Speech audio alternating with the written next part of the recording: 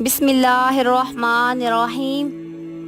اللہ کے نام سے شروع جو نہایت مہربان رحمت والا ہے۔ السلام علیکم ورحمۃ اللہ وبرکاتہ۔ حضرت ابو ہریرہ رضی اللہ تعالیٰ عنہ بیان کرتے ہیں، ایک مرتبہ نبی اکرم صلی اللہ علیہ وآلہ وسلم ایک گلے کے ایک ڈھیر کے پاس سے گزرے۔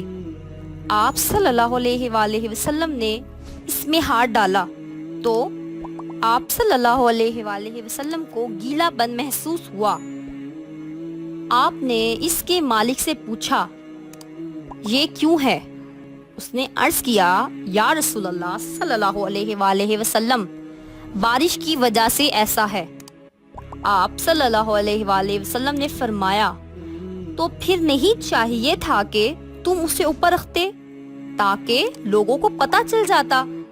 اس وقت آپ صلی اللہ علیہ وآلہ وسلم نے فرمایا، جو شخص دھوکہ دہی سے کام لے اس کا میرے ساتھ کوئی تعلق نہیں۔ صحیح مسلم حدیث نمبر 284۔ جزاک اللہ خیرہ۔ Subscribe for more videos.